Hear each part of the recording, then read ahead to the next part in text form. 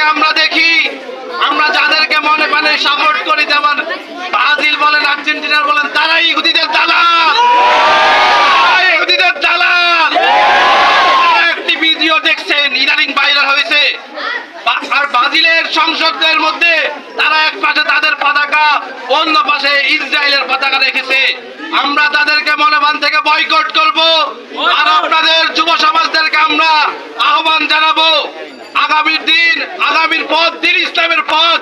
আপনারা একামতে দিন কায়েমের জন্য, একামতে দিন প্রতিষ্ঠার জন্য আপনারা সবাই দিন ইসলামের পথে, একামতে দিনের পথে অংশগ্রহণ করবেন। আমরা সবাই একসাথে তাকবীর দিই, নারে